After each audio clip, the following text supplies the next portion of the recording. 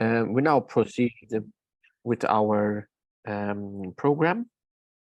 It is a pleasure for me to introduce Dr. Pelak from MedAustron, who will give us a talk about head and neck with a focus on melanoma. I give you the floor, Dr. Pelak. Thank you. Thanks very much for the technical assistance. I sincerely welcome everybody who joined us for this year's HITRIplus symposium. I am grateful for the organizers for the invitation to present characteristics, some data, and some provoking, I hope, thought-provoking questions on melanoma with relation to heavy ion radiation. So how do I control? Okay, I think I managed to control the first, to catch the control of the slides. Mucosal melanoma is a relatively rare tumor which comprises no more than 4% of all melanoma cases. It can originate from basically any location of mucosa in the body. However, the most common sites are the head and neck area, from which about 50% of these tumors originate. The second most frequent location are anus and vulva. In contrast to the melanoma of the skin, we have a relatively stable incidence with more or less 1.5 per million standardized population in men, and about twice as much for women. So it's a more frequent in women. The median age is 70. So this typically concerns elderly patients. Majority of cases are observed between 50 and 80 years old. And BRAF mutation is detectable in only 10% of cases. We will actually discuss the molecular characteristics and their implications in upcoming slides. The prognosis is worse than melanoma of the skin, and where majority of conventionally treated patients survive 5 years, no more, in 20 to 40% chance. The treatment of choice is a wide resection with as little morbidity as possible and acceptable, with best possible attempt to get microscopic leaf margins similar to melanoma of the skin. Due to well-developed endoscopic techniques, resection is completely achievable in 75 to 80% of cases. And there is no very unanimous data concerning the margin status and the lymph nodes. In several series, dependence between margin status and prognosis could not be shown. In two publications from 2008 and 2010 by Bacha and Moreno, only an insignificant trend could be seen. Significance influence was only seen in one publication involving 20 cases. Lymph node status is also prognostically ambiguous.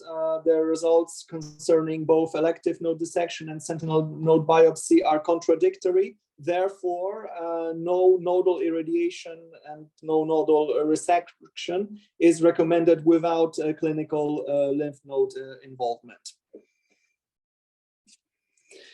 So what about postoperative therapy? So we're slowly reaching the radiation oncologist's domain. Postoperative radiation has improved the outcomes in some series.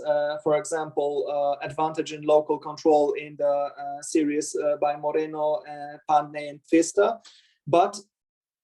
And we will see in the later parts of the presentation that these are not coincidental findings. Postoperative radiation had no influence on overall survival. In clinical practice, we actually use postoperative radiation only for microscopic or macroscopic residual disease. More to that, there is little data available on adjuvant systemic treatments. Lion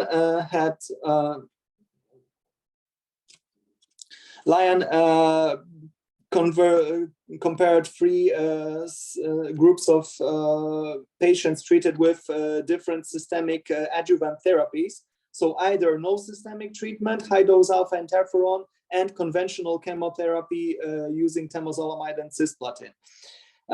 There was advantage of overall survival with interferon and chemotherapy against watchful waiting, and that was quite a striking difference. However, very surprisingly, the advantage of relapse-free survival was only seen by chemotherapy, surprisingly, compared to interferon. Moreover, there is no data on adjuvant treatment in immune therapy available, like we have it well established for cutaneous melanoma from the KEYNOTE trials. We slowly get to the main point of today's presentation. What do we do with inoperable but not metastatic disease? In the main nasal cavities and paranasal sinuses, the tumor can often grow extensively, and the inoperable situation is not uncommon. There is a lower subset of patients with BRAF mutation detected. Therefore, we don't have that much to offer them in terms of BRAF and MEK inhibitors. In particular, this treatment does not yield long-term responses anyway. KIT mutations are also not that common, a bit more frequent. And the application here is quite individualized. Moreover, apparently checkpoint immune therapy seems to be a good option, but again, not as good as in the skin melanoma, where we had analysis of subgroups from KEYNOTE trials. We actually found the overall response rate inferior to melanoma of the skin. That is due to the fact that melanoma of the mucosal membranes has lower tumor mutation burden and less frequent PD-L1 expression, because in PD-L1 positive patient subsets, the efficacy of PD-L1 inhibitors was comparable. So what do we do with the inoperable melanomas? Well, we get down to the main point of this week's meeting.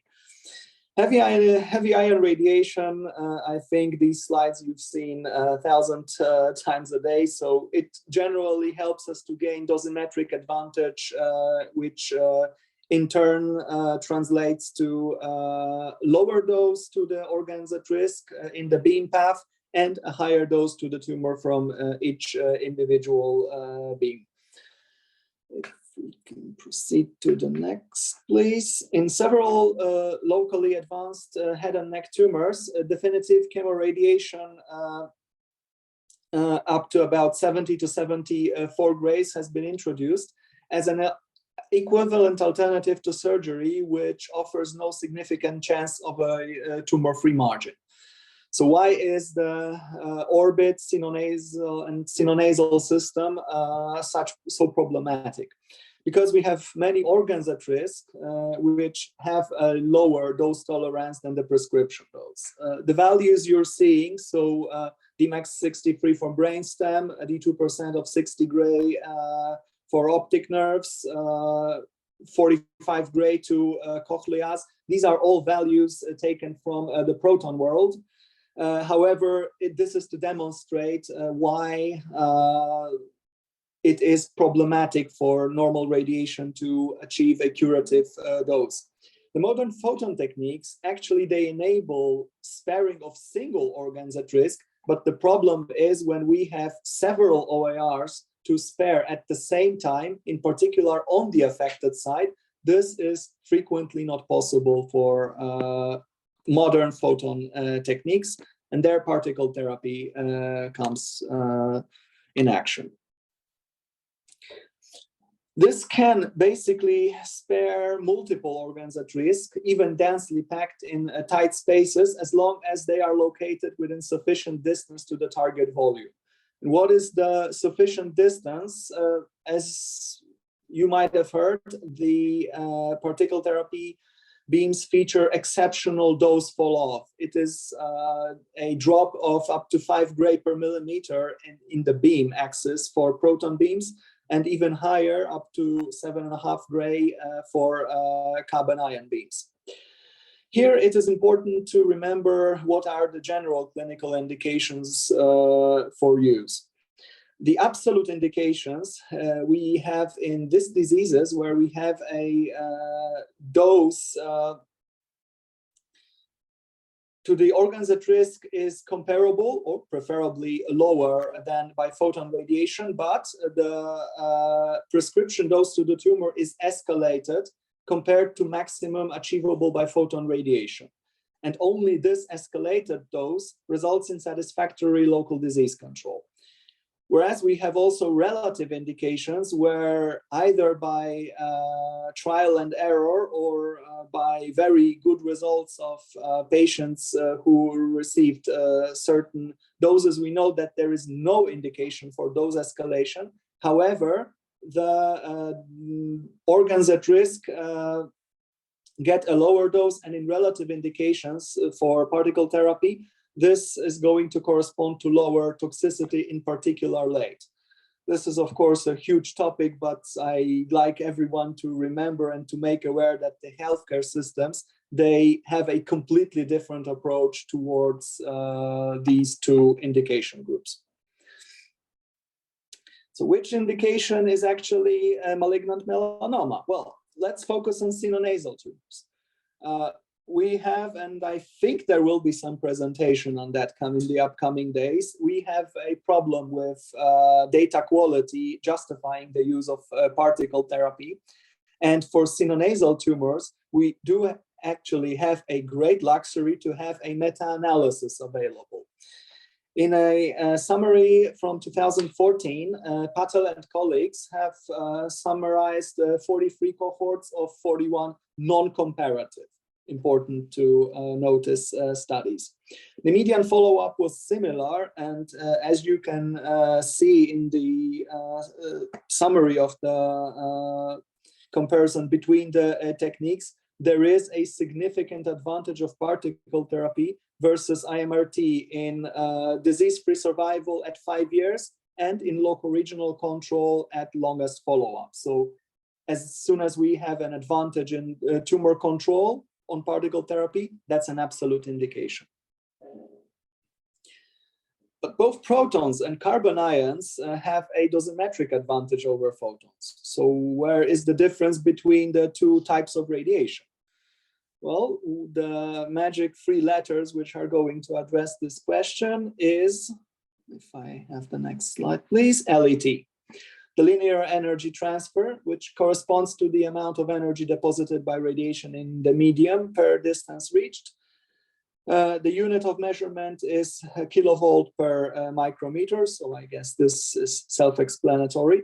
And another thing, I would say, take-home message, protons, like photons, belong to the low LET radiation types, in contrast to carbon ions, which, like neutrons or other ion types, have a high LET. I think you've had more throughout full presentations on that topic. So to bullet point summarize, compared to low LET, high LET radiation will yield more DNA damage in direct mechanism, more secondary electron radiation on the particle track, and less dependence on tumor hypoxia. Here I would like to go a bit back to the history, but only for one slide, don't worry, where one of my favorite studies involving high LET radiation was done.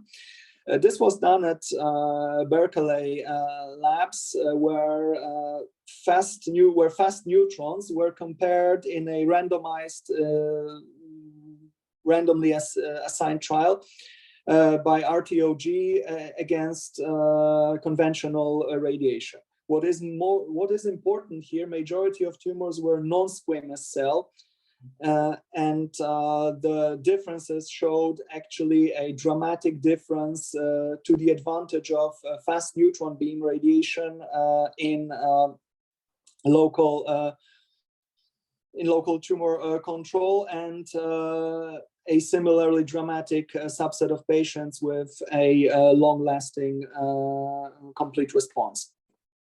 However, the OARs, so the organs at risk in the patients, were located within the high LET of neutron beams, which have a dose depth curve similar to photons, and the resulting toxicities did not allow for more widespread use of neutron beams.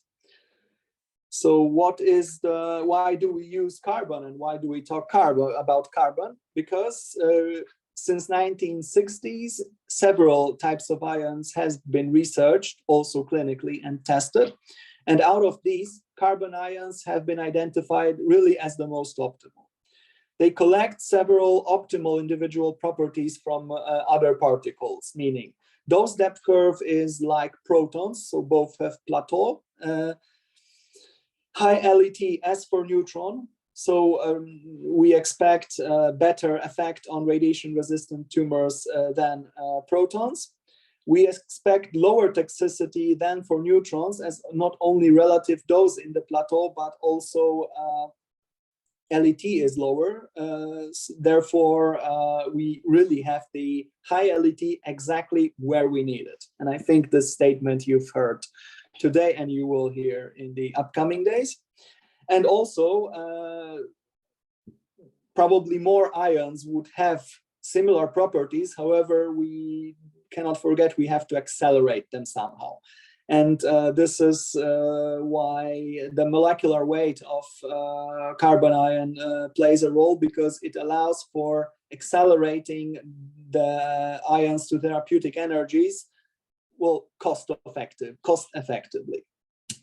So I will proceed to a clinical case which might demonstrate to you what is our daily life with treating patients with mucosal melanoma with carbon ions, and then we will focus on how well it is justified. The image comes from a 60-year-old woman who presented in January 2020 with right-sided exophthalmos. The MRI showed a tumor mass in right ethmoid cells with destruction of lamina papyracea, infiltration of right orbit and anterior cranial fossa, which makes it a CT4B. The biopsy found malignant mucosal melanoma. We found no visual deficit on both sides, no double vision, no optic nerve atrophy, and physically what was only visible was slight asymmetry in eye setting, nasal congestions, and no symptoms other than that. No distant metastases were found during the staging. Therefore, we were looking for a locally for a method that would get some more chance for local control. So the patient was referred to us for definitive particle therapy. At the time, we already had in MedAustron the carbon ion beam. Therefore, we accepted her for definitive treatment. We prescribed 68.8 gray in 16 fractions at 4 fractions per week. On the right side, you can see the dose distribution. On individual basis, we prescribed also concomitant pembrolizumab in order to reduce the risk of metachronic distant metastasis. So we basically did it as for locally advanced the inoperable disease.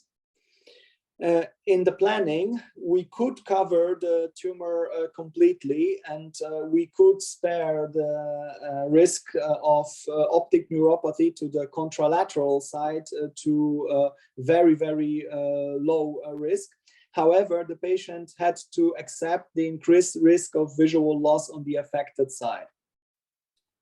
which reached 15 to 20%. However, and you will see it on the upcoming slides, the control MRI in the second week has already shown a partial tumor response, and the patient was somehow lucky to have that regression exactly where she needed it in order for us to replan the treatment and to keep also the risk of vision loss reduced to 5%. The acute side effects were grade 2 mucositis and skin and conjunctiva inflammation, but only in mild grade 1. And how did the tumor respond? After 6 months, a solitary lung metastasis was found. It's still unclear whether it has been there and grew, or was it really a de novo finding. However, this lesion was resected, and since then, there is no evidence of any disease. And moreover, as you can see on the subsequent MRIs, the patient has had a dynamic response, which ended up in complete response, which is ongoing until now. And the only late side effects are overproduction of tears, mild nasal congestion that needs sea salt rinsing, but no optic neuropathy. The patient has a good vision on both sides. And in the second part of this talk, I will be addressing 3 questions. How good is heavy ion therapy in locally advanced mucosal melanoma? Are there any differences in efficacy between proton and carbon ion radiation?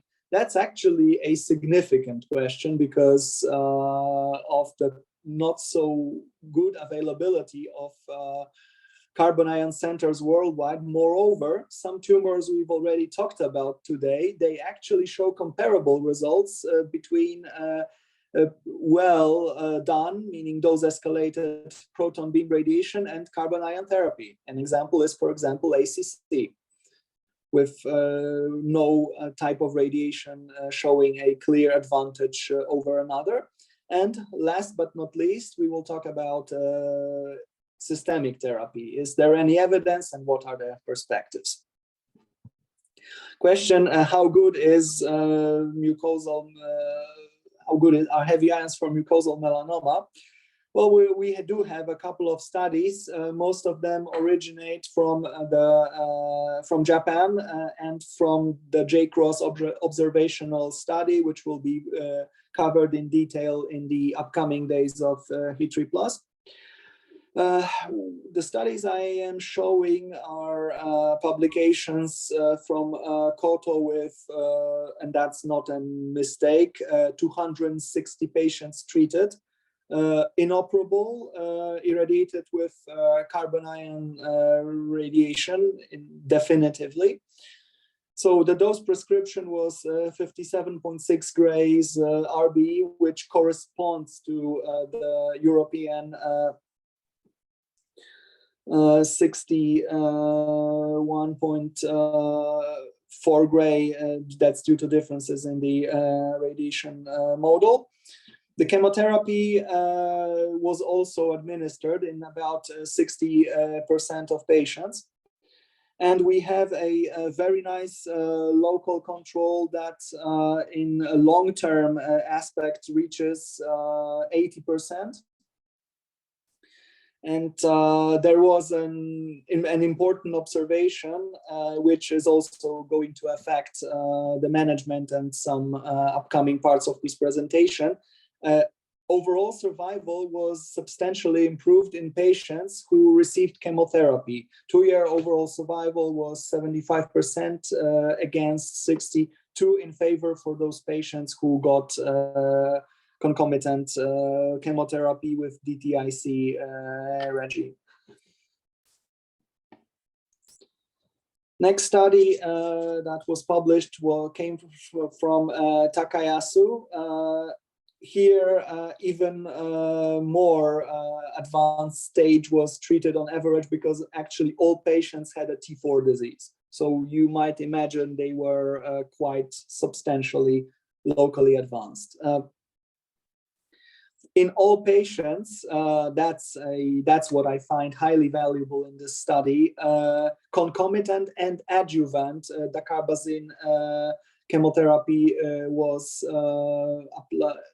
excuse me, not dacarbazine, but DAV, so a combined schema was applied. The dose has been escalated compared to the results of COTO, because there 64 grays RB in 16 fraction was given, which corresponds to the biological dose of 68.8 according to the European model. So that's what we use in MedAustron and also in CNAO. The local control was excellent, so only 1 out of 21 patients has had any progress. However, the distant metastases, they do remain a problem. The progression-free survival, and bearing in mind the 93% local control, was only 37%. However, so the authors concluded that the local control leaves nothing to be desired, but benefit from addition of chemotherapy, they've actually noted less than expected. How does MedAustron fare? Well, we are, of course, not treating for as long as the Japanese do, but melanoma has been also one of our key populations. So far, we have treated 16 patients with a mean age of 72. Male to female ratio was 1:1. Most tumors were located in the nasal cavity. All tumors were either primarily inoperable or with inoperable macroscopic residual disease following surgery. All tumors were T4 locally advanced, but only one case had positive regional lymph nodes. The median GTV volume was 40 milliliters, and the prescription dose in all patients has been 68.8 gray in 16 fractions, as already mentioned. What we've found out was excellent so far, but again, I have to warn you, this is not a long follow-up. Excellent local control. As of now, in the available data, we don't have any confirmed local recurrence. The overall survival and disease-specific survival, it has been, of course, not as positive, but still with 50% of patients without a progression, and also the progression cases came from distant metastasis. That's still a quite an achievement in terms of the chance, and we're giving to these patients without any other reasonable option. Why do we see the benefit from heavy ions? Well, of course, melanoma has been on HITRI programs list because it's radiation resistant, and there is enough data suggesting this. Some papers only saw benefit of radiation if total dose was more than 54 gray, also in elective setting. Moreover, in some old data, but still referring to 3D conformal therapy and not cobalt radiation, single dose of 3 grays has been prognostically better in univariate analysis. However, in the old data, radiation therapy for gross residual lesions after surgery did not seem to impact the significant gain of both local control and survival.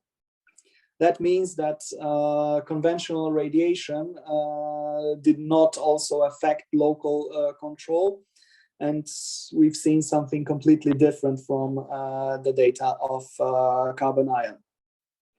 However, and this is a key take-home message, melanoma is one of the very few diseases which do show, unfortunately indirectly, unfortunately refers to the quality of data showing that, benefit from carbon ion against proton radiation. In the next slide, we have a study of Morimoto, also from Japan, with a mixed proton beam and carbon ion patient group from the J-Cross study. The analysis included cases of head and neck tumors, but only with non-squamous histology. There were 340 patients analyzed. All the Japanese groups are 3-digit in numbers, or almost all. Melanoma has been quite a frequent histological type. And what is very important here, melanoma patients in this study were treated only with proton beam therapy. And one can actually see that the local control data does not come anywhere near in the values as for carbon ion radiation, which was describing a local control at about 90% range. So that's a substantial improvement over proton beams. As said, of course, we would like to have a randomized trial, but I think we will be left with with the data we have. To improve, what can we do to improve distant outcomes? Well, why not immune therapy? But here I would encourage some caution. While there is clearly a potential in immune therapy for mucosal melanoma, it has to be acknowledged that in standard approaches, for example, the immune therapy in not curable or metastatic disease, which have seen many trials, many successful trials, also with combined regimes. For mucosal melanoma, the results have been so far inferior to expectations driven by the data of melanoma of the skins. As I said, we are seeing lower response rate due to less frequent PD-L1 expression and lower tumor mutation burden. So far, we don't have, and I've already mentioned this, data on checkpoint inhibitors and adjuvant and neoadjuvant setting. Moreover, the addition of CTLA-4 antibodies to anti-PD-L1 has been tested and it shows no benefit. Why would we expect to see a substantial improvement with well-used immune therapy? Because it might enable us to make a better use of abscopal effect with concomitant therapy. Look, 10 years ago, abscopal effect was something considered science fiction. Now we're openly talking about it. Now we're covering that in studies we make. And I think also there will be a presentation which will put some attention on it from the colleagues talking about immune therapy. I've cited data for melanoma where in the population of 20 patients, the abscopal effect from high dose stereotactic radiation has been seen in more than a half in terms of regression, either partial or complete, of distant metastasis not treated anywhere, by any other therapy. Why that is, we may only speculate that the high energetic radiation has enough potential to destroy cells in a way, uncovering them as potential antigens for APCs, so antigen presenting cells. We know that not all tumor types show this effect. We've actually had some ones which had high expectations, but these were so far not fulfilled, but melanoma is still considered very, very immunogenic, and that effect we do see in certain studies. So what is the possible next step? Well, why don't we try combining checkpoint inhibitors with carbon ions? Well, why not? Because all requirements for optimal candidate for mucosal melanoma for these medication class are actually fulfilled. The tumor type has a clear immunogenic potential. The abscopal effect with PD-L1 antibodies has already been reported in vitro. The results of PD-L1 therapy, mostly referring to keynote randomized trials, are actually good. Local control is good, but as we've seen on multiple survival curves, there is a need to improve the effect of systemic therapy to prevent metachronic metastasis. The radiation type used is well suited to induce abscopal effect amplified by the use of PD-L1 medication. And with immune-specific side effect profile in the currently limited experience, there are no significantly increased toxicities in concomitant treatment reported. And since there is no study, then why not test it? So in conclusion, mucosal melanoma does differ biologically and prognostically from cutaneous melanoma. Complete surgical resection is the treatment of choice, but for mucosal melanoma of head and neck, it is frequently not possible. It is a radiation-resistant disease that does require particle therapy, just because its location, but also for cases with macroscopic tumor present, the advantage of heavy ions over proton can be indirectly seen. Distant metastases, however, they do remain a problem that has not yet been adequately addressed with conventional system therapy, and gain from immune therapy when we wait until distant metastasis is lower than in melanoma of the skin. And a promising and safe option to possibly improve this issue is the combination with immunotherapy in concomitant setting. And with that, I'd like to thank all for attention, apologize for the slight technical problems at the beginning, and welcome all questions. Thank you, Dr. Pelak, for that very interesting talk. We have one question in the Google sheet. What does ENT stand for, from Dominga Cataldi? Ear, nose, throat. So this is a shortcut referring to head and neck, just translated to the just translated into American medical English and not European. Okay, are there any other questions? So thank you again, Dr. Pelak. That was a very interesting talk. We thank you for this. And now we'll move on to our next speaker. Thank you very much.